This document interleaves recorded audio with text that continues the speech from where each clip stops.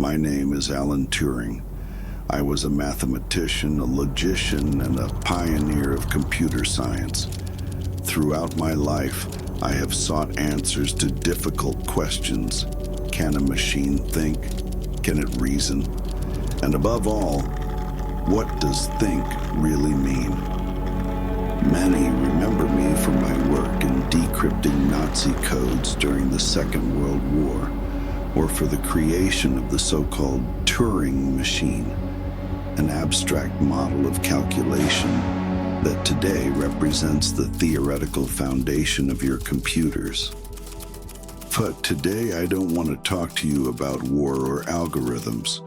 I want to talk to you about learning and how artificial intelligence, a technology that has its roots in my work and that of other visionaries of the 20th century, is about to profoundly change the way we learn. For millennia, learning meant following a mandatory path, a fixed sequence of contents designed for everyone in the same way. It was a necessity. In a world where books and teachers were rare and precious, education had to be transmitted in order, one step after another. But that method, however efficient, never came naturally. The human mind learns by associations, not by fixed sequences. It builds networks of meaning, not ordered lists. We remember best when new ideas connect to what we already know, and these connections rarely follow a linear path. Furthermore, each person learns differently. Some understand a concept only after applying it. Others need to look at it from multiple angles. A uniform sequence ignores this diversity. True learning is not linear. It is made of returns, leaps, detours. It is driven by curiosity, not by chapter numbers.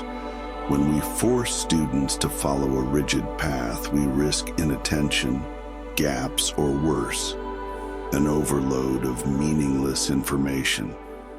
With the advent of the internet, something changed. For the first time, information became accessible, interconnected, flexible. A single word in a text could become a hyperlink.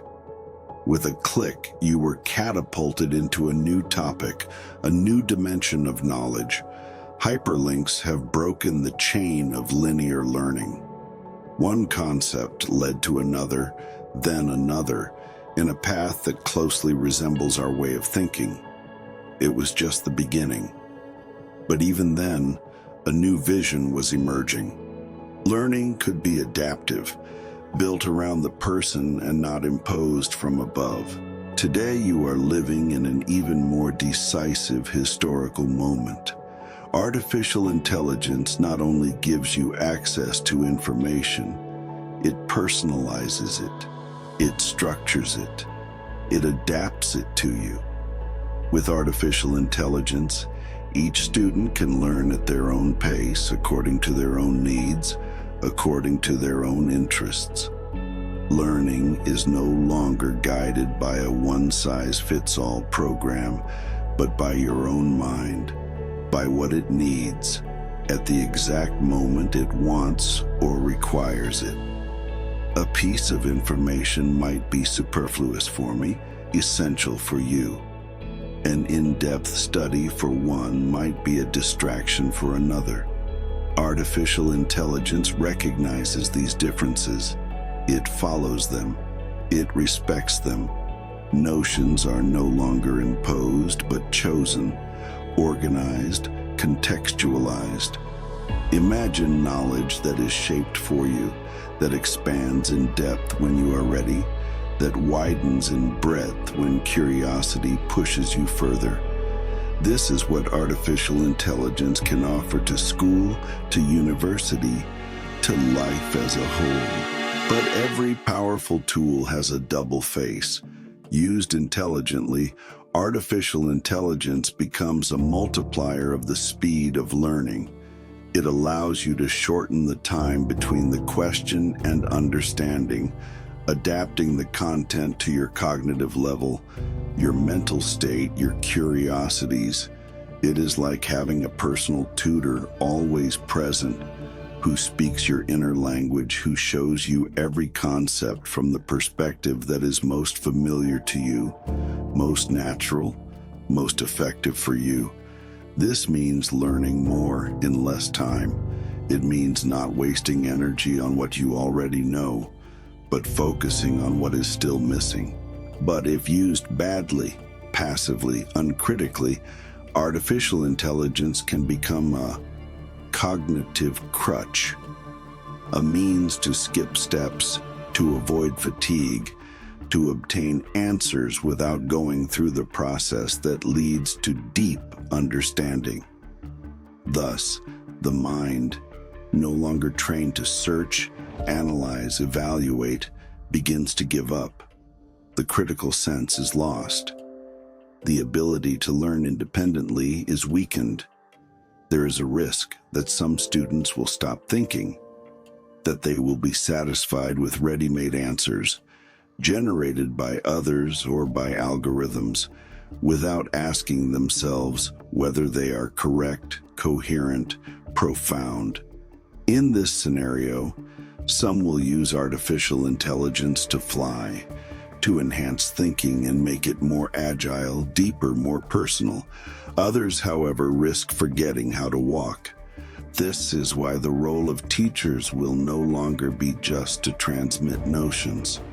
It will be, above all, to educate in the conscious use of artificial intelligence, to teach when to delegate and when not to help students build personal, critical, robust thinking, even in the world of intelligent machines.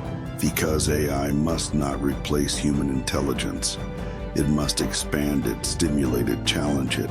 And so the future puts us at a crossroads. On the one hand, there will be those who know how to use artificial intelligence as an ally, who will grow, evolve, go further. On the other, there will be those who become dependent on it, those who will lose ability, concentration, depth, those who will no longer really think. It will be a new form of inequality, not based on money nor on access to information, but on the use that each makes of the tools that they have. So, think about it. You have before you an extraordinary tool, perhaps the most powerful that humanity has ever created. It can make you freer, more lucid, more capable, or more dependent, more passive, more fragile. The choice does not belong to technology. It's yours. You decide whether to use it to expand the mind or to turn it off. As someone who has always believed in the power of human thought, I invite you to choose with courage, with awareness. And you, which side do you want to be on?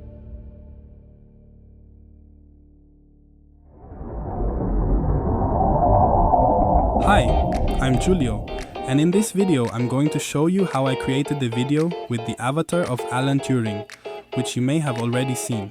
A small project born from an idea, but one that required creativity, research, advanced digital tools, and a bit of artificial intelligence. It all started with a reflection on artificial intelligence and learning. I wrote a very detailed draft, not focused on style, but rich in content. Then I used ChatGPT to transform those ideas into a narrative, engaging script suitable for video. At that point I needed a narrator. And I thought, who better than Alan Turing, the father of artificial intelligence? I searched for photos of him online, but they were either too youthful or not fitting the context. So I created a prompt on pollinations.ai, now polo.ai, to generate a credible image. Realistic portrait of Alan Turing, aged 60, wearing a 1940s-style suit and tie, standing against a solid green chroma key background. The generated image was perfect for chroma keying. I uploaded it to HeyGen, a platform that creates lip-synced animated avatars. I entered the text and selected a wise and reassuring voice, Professor Dean. Once the video was generated, I downloaded it and imported it into Final Cut Pro. To build the visual background, I downloaded video clips from Artlist, using tags relevant to the text.